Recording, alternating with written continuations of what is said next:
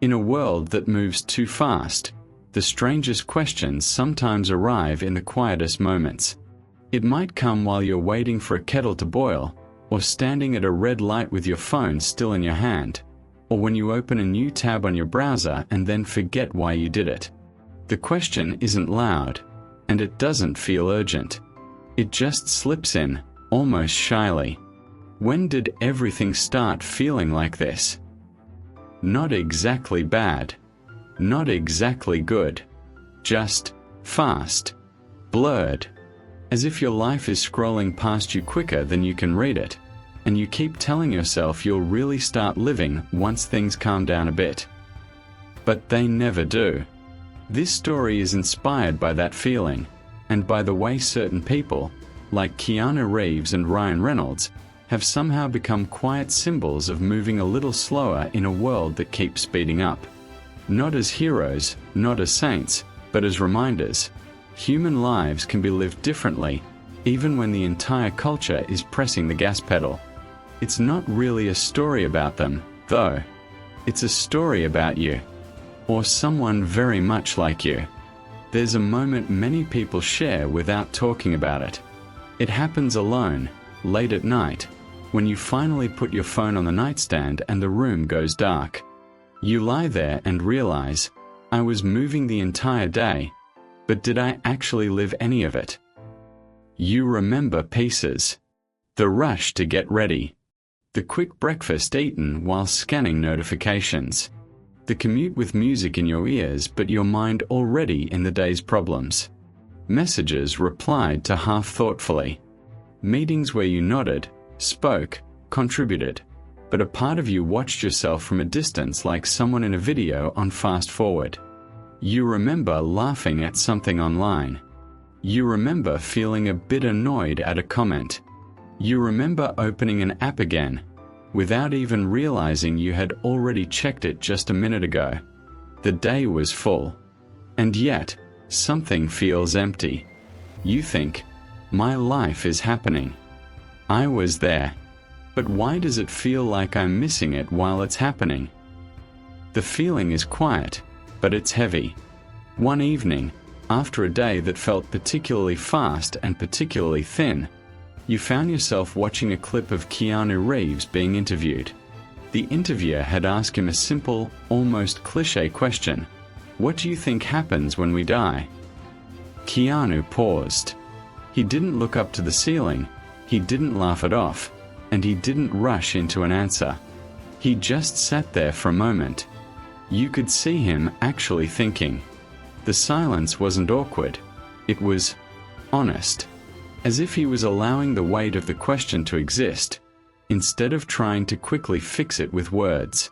Finally, he said, I know that the ones who love us will miss us. It was a small answer. No theories, no big statements. Just something grounded, gentle, and real. The audience reacted, the moment passed, and the clip ended. But you sat there feeling as if something inside you had tilted a little. Because that pause before he answered, that unhurried, present pause, felt like the very thing missing from your days. You realized how rare had become to see someone not rushing to fill a silence. Not rushing to perform, impress, dominate the conversation, or push a brand.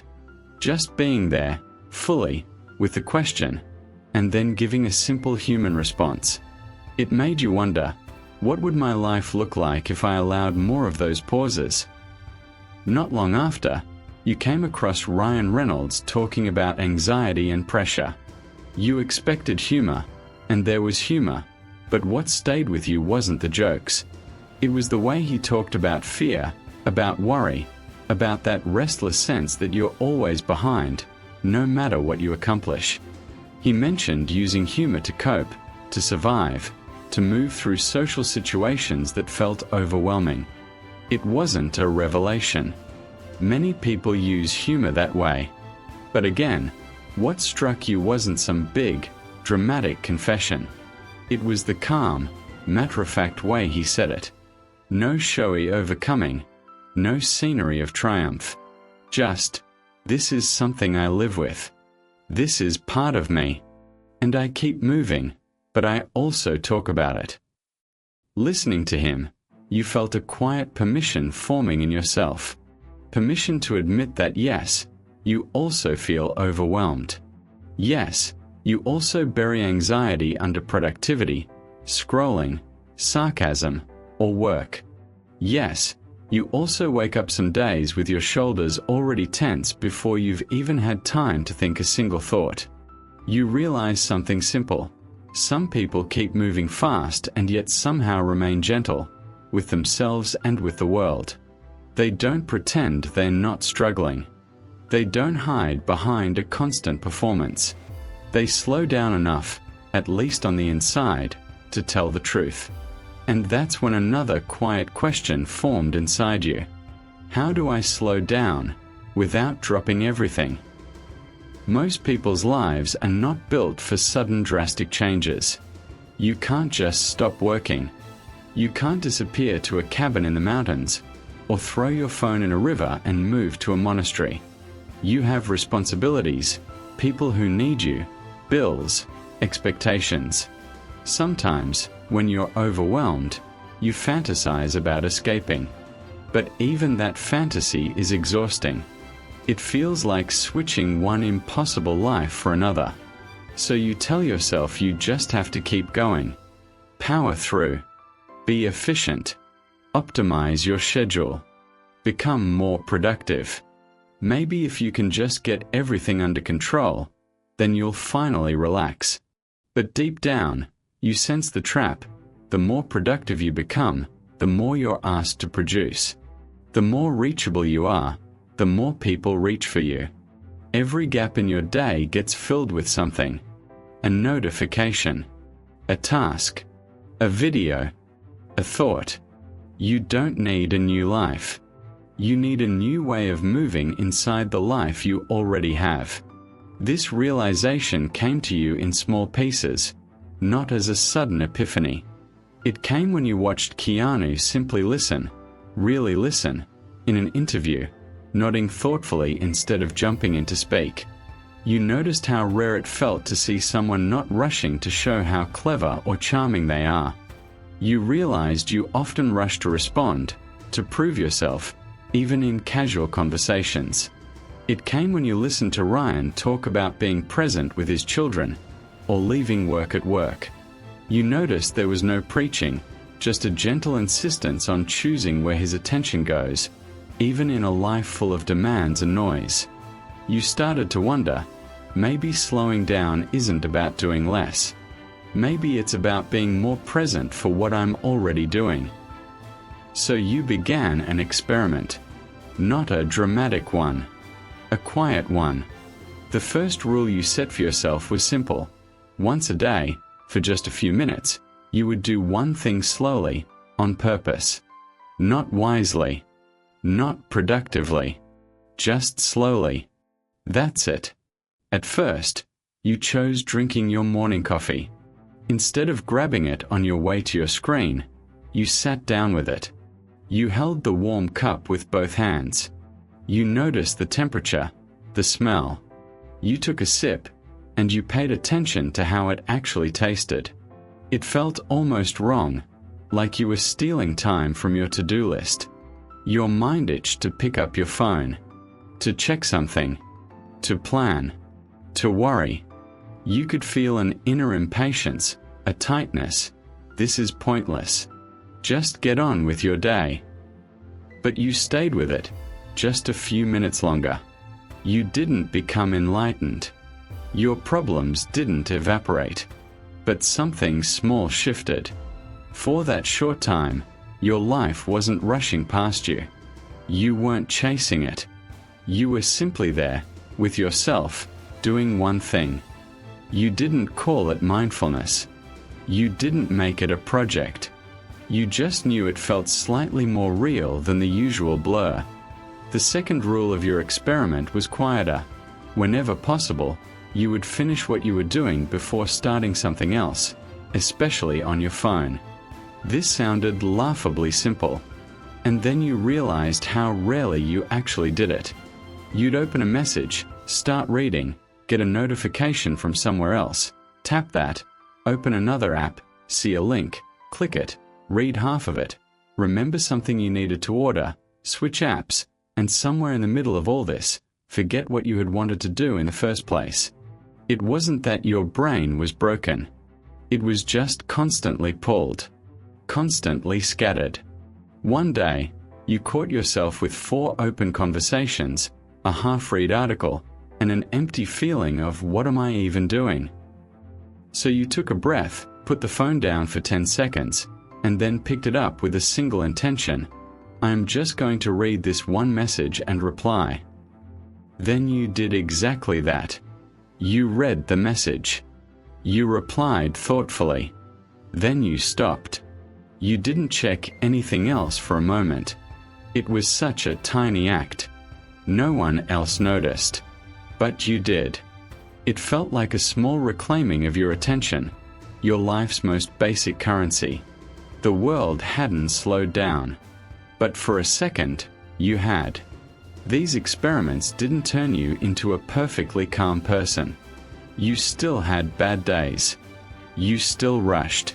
You still fell into endless scrolls. You still snapped at people when you were stressed. But each time you remembered to slow down for even a few minutes, you noticed something important. The world outside didn't punish you for it. Your emails were still there after your slow cup of coffee. The messages still waited when you took a moment before answering. You didn't lose your job, your friends, or your place in the race. If anything, you responded a bit more clearly, a bit more kindly. You made fewer mistakes. You felt less scattered, even if only slightly. In a way, you started to understand something Keanu's gentle presence hinted at. Slowness is not the opposite of strength. It can be a form of strength, especially in a culture that worships speed. And you understood something in Ryan's openness about anxiety. Naming your inner chaos can be the first step to walking more gently with it. You began to notice your own anxiety without immediately running from it. On some mornings, you'd sit on the edge of your bed and realize, my heart is already racing. My mind is already listing everything that can go wrong. Instead of distracting yourself right away, you tried something new. You acknowledged it. Okay, I'm anxious today. That's what's here. You took a slower breath. Maybe 2, maybe 3. You didn't fight the anxiety or shame yourself for it. You simply allowed it to be real, the way Ryan allowed his to be real in his words. Strangely, that small acceptance made the feeling slightly less suffocating. It was no longer a monster in the dark. It was a weather pattern passing through the sky of your mind. Not pleasant, but not proof that your life was wrong or that you were failing. This, too, was a kind of slowing down, slowing the rush to judgment, to self-criticism, to fixing yourself. Over weeks and months, your days didn't become magically calm. But your relationship with them changed. You started walking a little slower when you didn't absolutely have to hurry. You started looking people in the eye a moment longer when they spoke, really taking in their expressions. You started pausing before sending messages, asking yourself, what do I actually mean to say? Then you said that, instead of just reacting. You noticed that when you listened more fully, conversations felt deeper. Not in some grand, life-changing way, just less shallow, less rushed. People opened up a bit more. You felt less like you were skimming the surface of your own relationships. You still admired achievement, creativity, and success. You still watched movies, laughed at interviews, and enjoyed the work of the very people who had inspired you. But your admiration changed shape. You didn't just see them as people who had made it. You saw them as fellow humans carrying their own pain, their own pressure, their own need to slow down inside a fast life. You realized no one escapes the pace of the world entirely. The difference is how consciously they move within it. One day, you caught yourself in a small, quiet moment that might have gone unnoticed in your earlier life. You were standing in line somewhere, a grocery store, a cafe, it doesn't matter where. In the past, this would have been dead time, something to fill with a quick check of your phone. Without thinking, your hand reached for your pocket. Then you paused. You felt your hand there, halfway to your phone, like a habit caught in midair. Instead of pulling it out, you let your hand fall back to your side. You looked around. The cashier was chatting briefly with the person ahead of you. The light from the window was slipping across the floor in those long, late afternoon streaks. A child nearby was humming some simple, tuneless little melody. A man behind you was doing what you almost did, phone already in his hand, thumb scrolling. Nothing extraordinary was happening, but you were there for it. Fully. You felt the ground under your feet. You felt the simple fact of being a human in a line, among other humans, all moving through their own quiet battles and small moments of peace. The line moved forward. Your turn came. You smiled at the cashier and meant it, because for a second, you were truly present enough to feel grateful that someone was there, doing this small job that made your day easier. Walking out, bag in hand, you realized that this tiny, ordinary moment had been enough. Not spectacular. Not content-worthy. Just real. And that, you thought, might be what you'd been missing all along. As your experiment continued, a new understanding formed in you. It wasn't neat or polished. It was more like a set of simple, lived truths. You realized that you don't have to escape your life to slow down. You can begin with one breath, one sip, one small act of attention. You don't have to become someone else, some perfectly calm, enlightened being. You can carry your anxiety, your restless thoughts, your ambitions, and still choose to move a little more gently. You don't need a grand reason to pause. Being alive is reason enough. You started seeing speed differently. It stopped being the only measure of worth. Not everything had to be done faster. Some things grew better with time and care. A conversation, a relationship, a skill, a moment with yourself. Looking at people like Keanu Reeves, you no longer thought, he's just naturally calm, I'm not like that. Instead, you saw a man who had clearly known pain and still chose to move through the world with softness. It reminded you that softness is not weakness. It can be a choice, made again and again, even after life has been harsh. Looking at someone like Ryan Reynolds, you no longer thought, he's successful, so his anxiety